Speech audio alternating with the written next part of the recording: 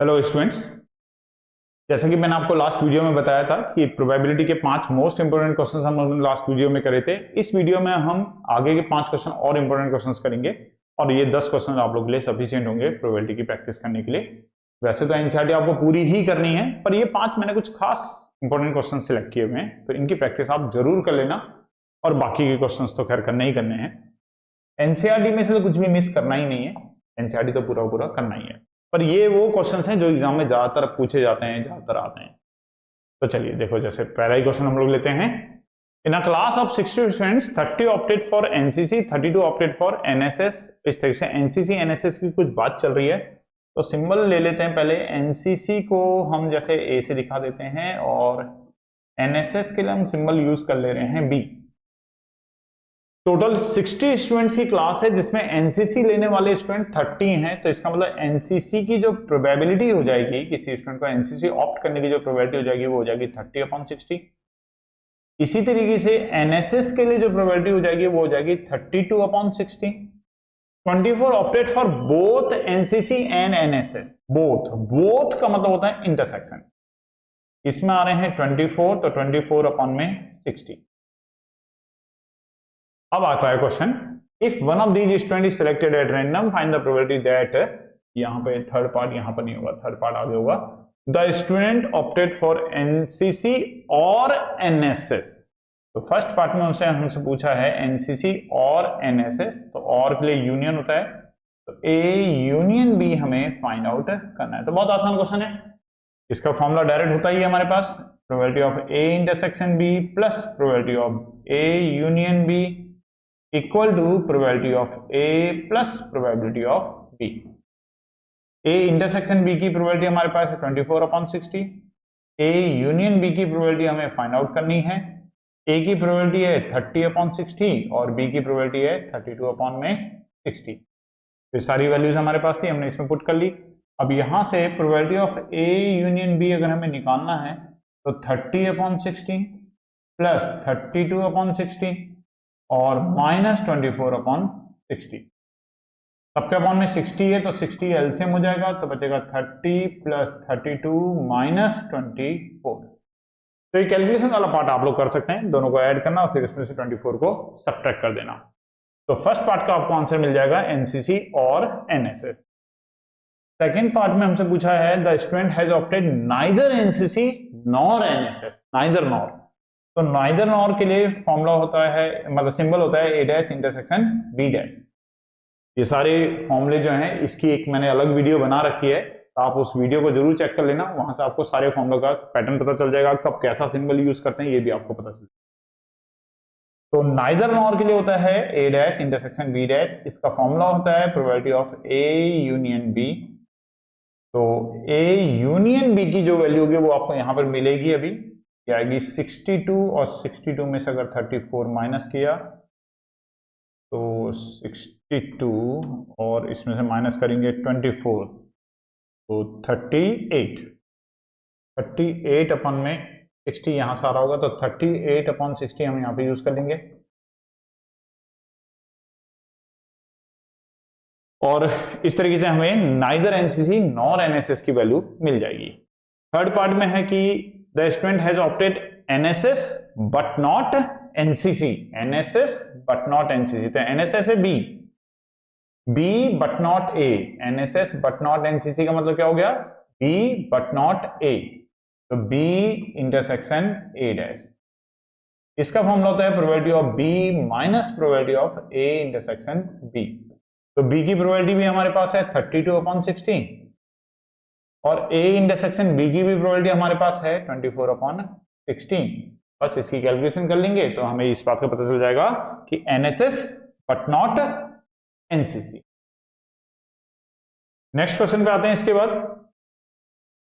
तो next question है इन अ relay race. बहुत इंपॉर्टेंट क्वेश्चन है, बहुत पूछा जाता है एग्जाम में, बार बार एग्जाम में ये क्वेश्चन आता है। एक रिले रेस हो रही है जिसमें 5 टीम पार्टिसिपेट कर रही है, A B C D and E. What is the probability that A B C finish first second and third respectively. तो फर्स्ट पार्ट में पूछा गया है कि ए बी सी जो होगा वो रेस्पेक्टिवली फर्स्ट सेकंड और थर्ड आएंगे, ठीक है। तो पहले तो इसका सैंपल स्पेस लिख लेते हैं कि सैंपल स्पेस कितना होगा।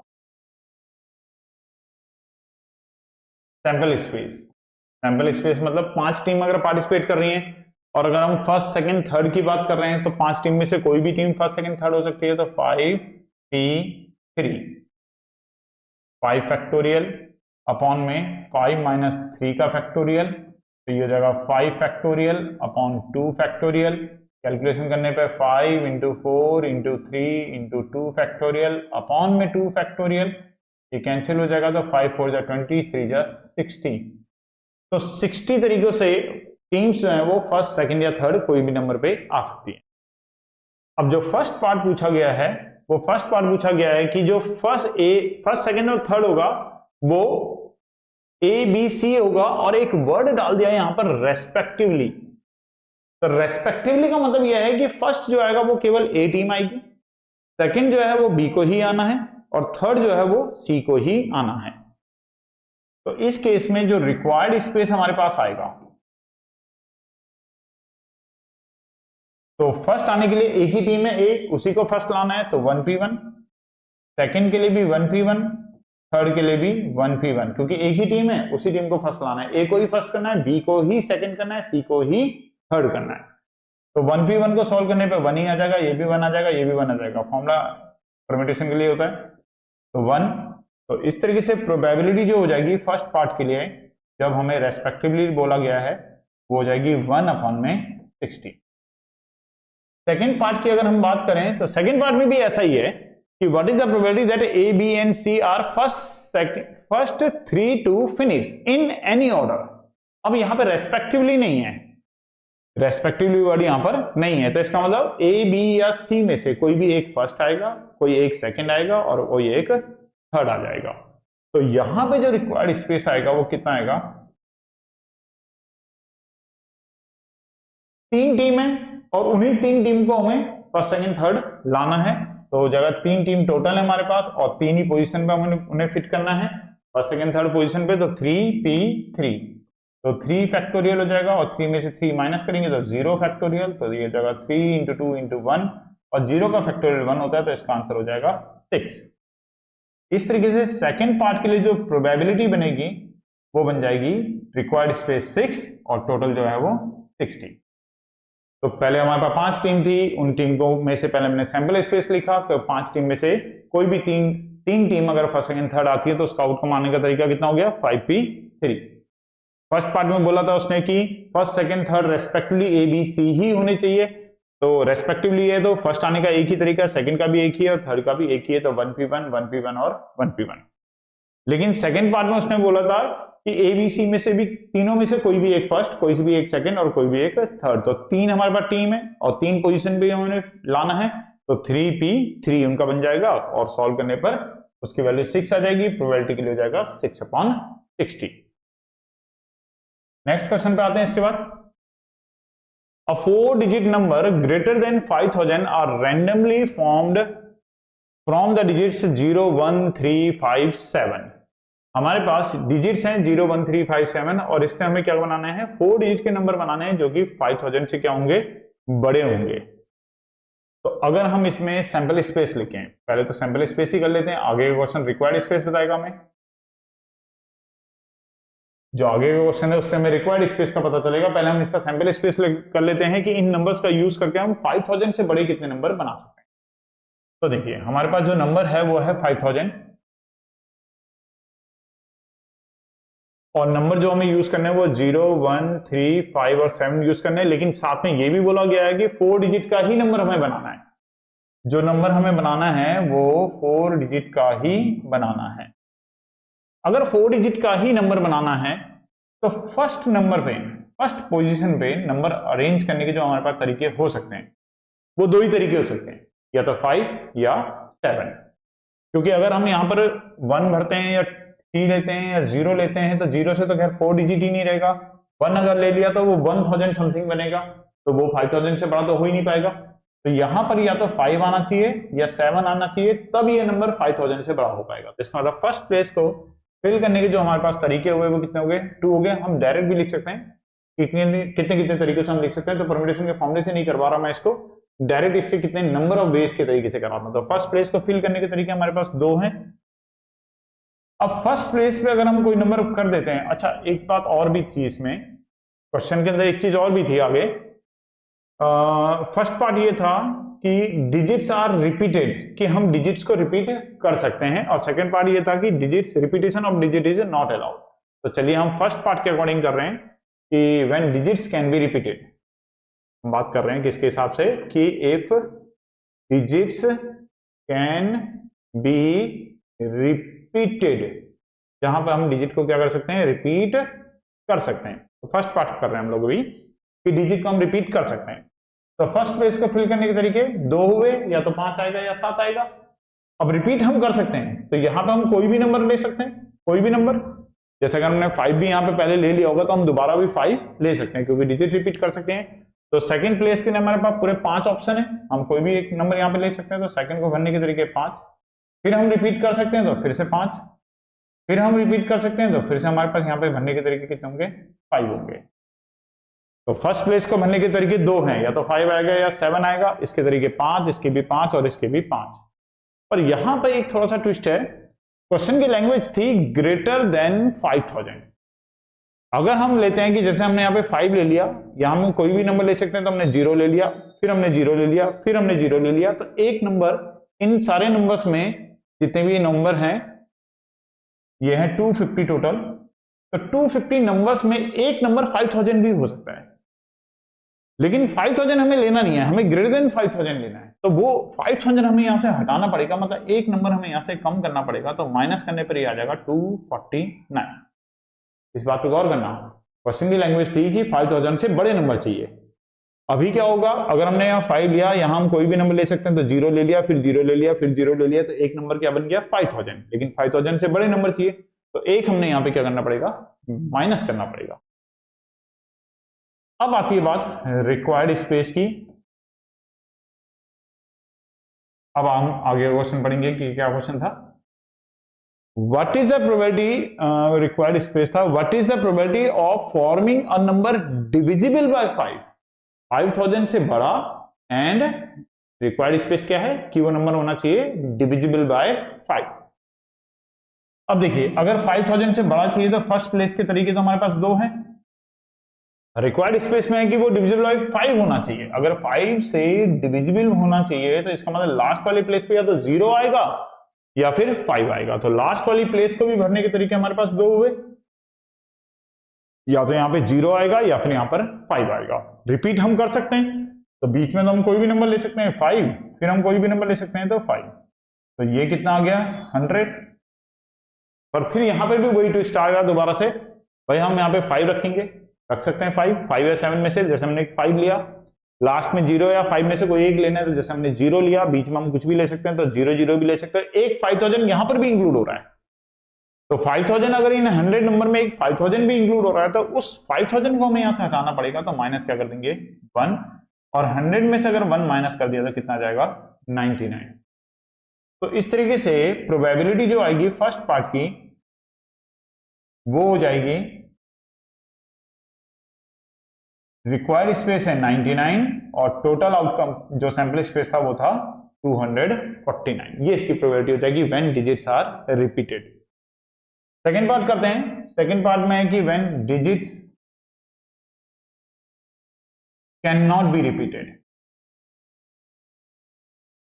जब हमें डिजिट्स को रिपीट नहीं करना है। डिजिट हमारे पास है 0, 1, 3, 5 और 7।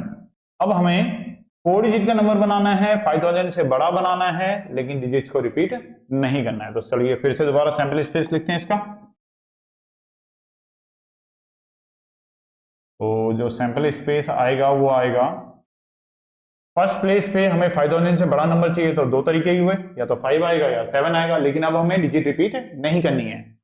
इस प्लेस को फिल करने के तरीके हमारे पास अब 4 ही रह जाएंगे, क्योंकि एक नंबर तो हमने यहाँ फिल कर दिया होगा, या तो 5 भर दिया होगा या 7 चला गया होगा। एक नंबर हट जाएगा इन दोनों में से, तो बचे ऑप्शन है हमारे पास 4 बचेंगे। तो नेक्स्ट प्लेस को फिल करने के तरीके 4, फिर नेक्स्ट प्लेस को फिल करने के अब 2 नंबर चलेंगे तो 3 बचे, और फिर हमारे पास लास्ट में हमारे पास 2 तरीके बचे। इसमें वो कोई 5000 नंबर नहीं बन पाएगा, क्योंकि 5000 में तो 000 रिपीट होता है और डिजिट हमें रिपीट करनी नहीं है, तो 5000 बनने का कोई इसमें चांस नहीं है, तो -1 इसमें नहीं होगा। तो 4 2 जा 8, 8 3 जा 24, 24 2 जा 56, 24 2 जा 48, तो 48 हमारे पास सैंपल स्पेस हुआ। अब आती है बात रिक्वायर्ड स्पेस की।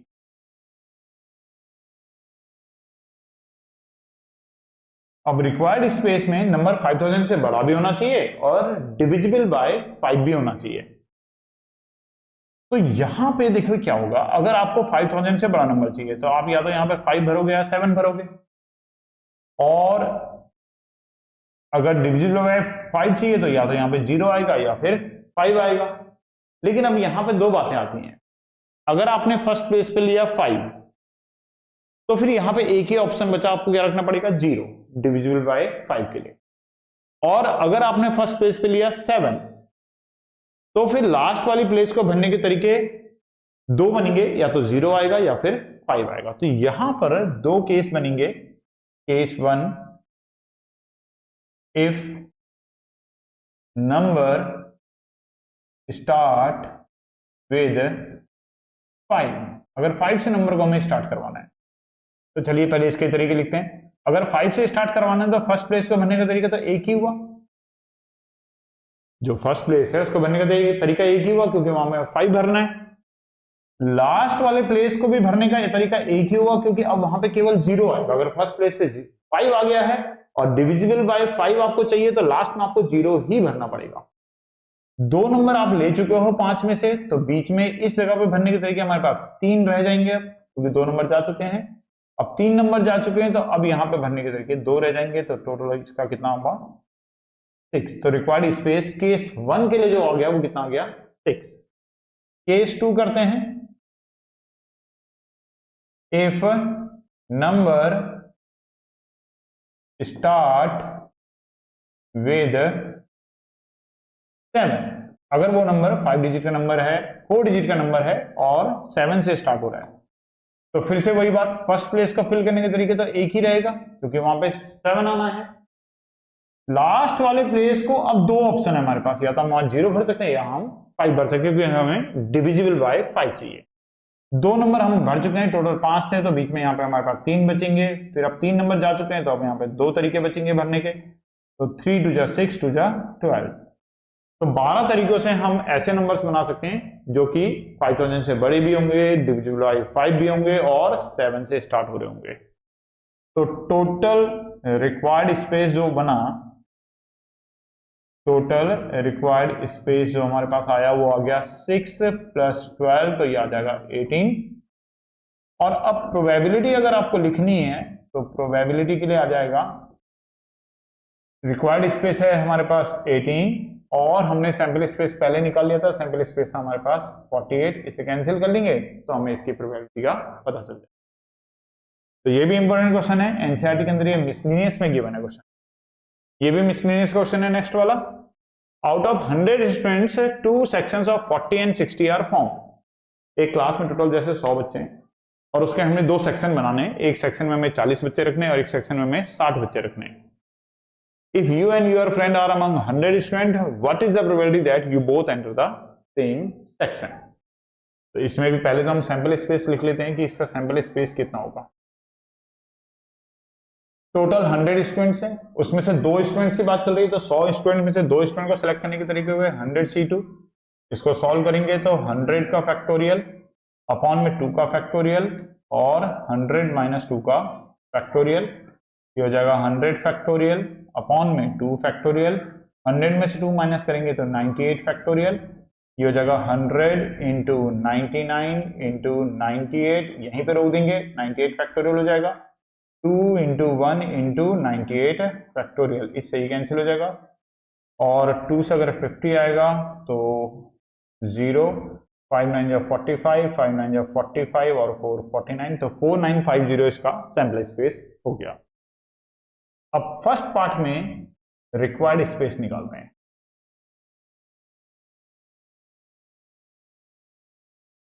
रिक्वायर्ड स्पेस में वो कह रहा है कि you both enter the same section, दोनों बच्चे जो है वो सेम सेक्शन में जाएंगे। तो देखिए हमारे पास टोटल 100 स्टूडेंट्स थे, 100 स्टूडेंट्स को दो सेक्शन में डिवाइड किया था, एक में रखे गए थे 40 स्टूडेंट और एक में रखे गए थे 60 स्टूडेंट, और हम चाहते हैं दोनों के दोनों चले जाएं एक ही सेक्शन में। तो या तो दोनों के दोनों 40 के ग्रुप में जाएंगे या दोनों के दोनों 60 के ग्रुप में जाएंगे, या तो ऐसा होगा 40 वाले ग्रुप में जाएंगे या ऐसा होगा कि दोनों 60 के ग्रुप में जाएंगे। तो जब ये या होता है, मतलब और वाला जब केस आता है कि या तो ऐसा होगा या ऐसा होगा, तो इनको हम लोग क्या करते हैं, ऐड करते हैं। तो या तो दोनों के दोनों 40 के ग्रुप में जाएंगे, तो इसके लिए लिखेंगे 40C2, दोनों के दोनों 40 के ग्रुप में, या और वाला या वाला केस आ रहा है तो इसको ऐड करेंगे 60C2, या तो दोनों के दोनों 40 के ग्रुप में या दोनों के दोनों 60 के ग्रुप में। अब इसकी भी कैलकुलेशन सेम इसी तरीके से कॉम्बिनेशन का फॉर्मूला लगा के आप लोग कर सकते हैं।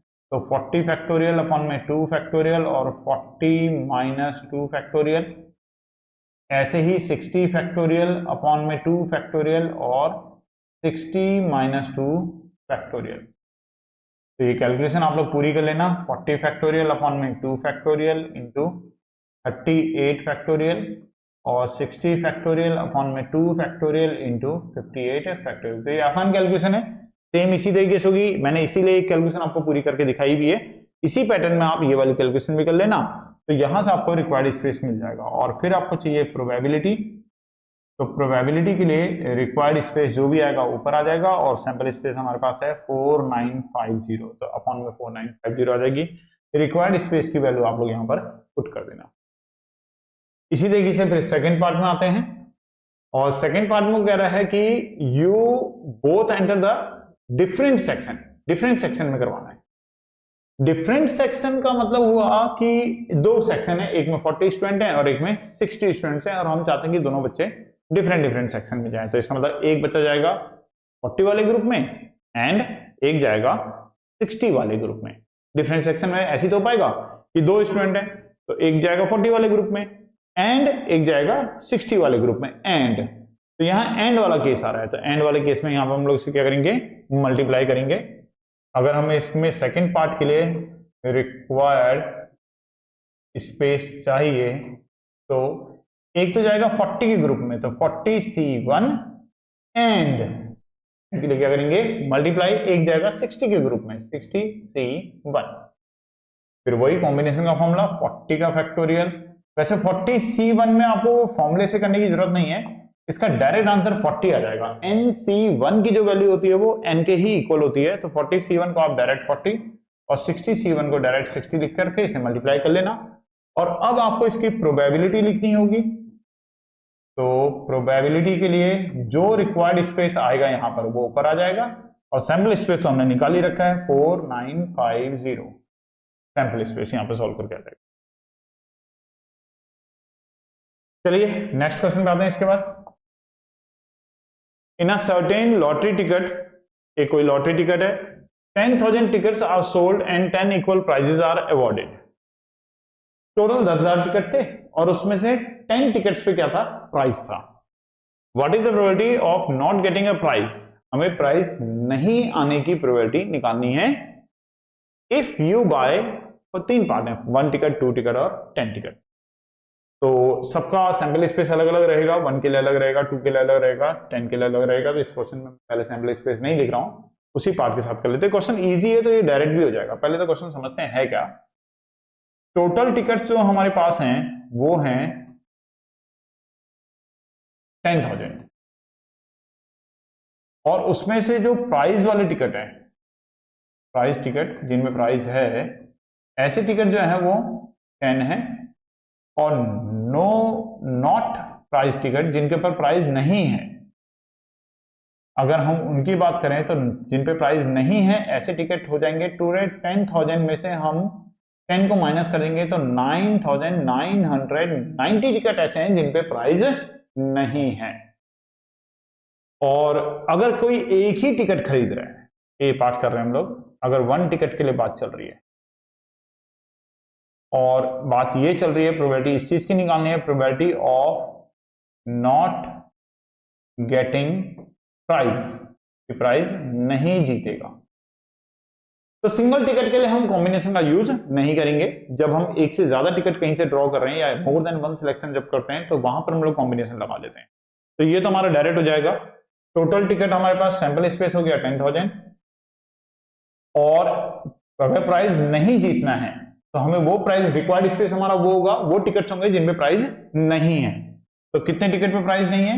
9,990 टिकट पे प्राइस नहीं है। तो बस ऐसे में ही छोड़ सकते हैं, डेसिमल लगा सकते हैं, वही हमारा आंसर हो जाएगा। सेकेंड पार्ट में बोला गया था 2 टिकट्स। तो 2 टिकट्स के लिए फिर अब हमें कॉम्बिनेशन यूज करना पड़ेगा। तो इस केस में जो प्रोबेबिलिटी आएगी वो क्या होगी? जो सैंपल स्पेस होगा वो तो होगा 10,000 C2। पूरे 10,000 टिकट में से हमने 2 टिकट निकाले हैं तो सैंपल स्पेस हो गया 10,000 C2, और दोनों ही टिकट हमें नॉट प्राइस वाले चाहिए। तो नॉट प्राइस जो है 9,990 C2, ये हमारा रिक्वायर्ड स्पेस होगा, क्योंकि वो दोनों टिकट हमें नॉन प्राइस वाले चाहिए थे, और नॉन प्राइस वाले कितने? 9,990 हैं। इसकी कैलकुलेशन हो जाएगी। इसके बाद थर्ड पार्ट है। थर्ड पार्ट में 10 टिकट्स निकल रहे हैं। अगर ज्यादा बड़ी कैलकुलेशन होती है तो कॉम्बिनेशन वाले पार्ट में हम लोग उसको कॉम्बिनेशन में ही छोड़ भी सकते हैं। 10 टिकट्स की अगर हम बात करें तो इस केस में प्रोबेबिलिटी देखो क्या आएगी, फिर वही सैंपल स्पेस तो 10,000 C10 हो जाएगा, क्योंकि अब की बार हम 10 टिकट निकाल रहे हैं। तो 10,000 C10 तो हमारा सैंपल स्पेस हो जाएगा, और पूरे 10 के 10 टिकट जो है वो नॉन प्राइस वाले चाहिए। तो नॉन प्राइस वाले जो है वो कितने हैं? 9,990। तो 9,990 C2, ये हमारा 2 नहीं आएगा, सॉरी 10 आएगा, क्योंकि 10 टिकट निकाले थे तो 10 के 10 जो है वो नॉन प्राइस वाले होने चाहिए। तो ये हमारा रिक्वायर्ड आउटकम। तो इस तरीके से हमने डिफरेंट केस में 1 टिकट के लिए, 2 टिकट के लिए और 3 टिकट के लिए प्रोबेबिलिटीज ऑब्टेन करी। बाकी और चैप्टर्स की भी मैंने कुछ इंपॉर्टेंट क्वेश्चंस की वीडियोस बना रखे हैं, जिनकी प्लेलिस्ट मैंने बना रखे हैं। आप प्लेलिस्ट में जाकर के उन सारे चैप्टर्स की भी रिवीजन एक बार कर सकते हैं। एग्जाम से पहले ये सभी 5 क्वेश्चंस जरूर कर लेना। बाकी एनसीईआरटी भी आप लोग अच्छी तरीके से अपना रिवाइज कीजिए। थैंक्स बेटा।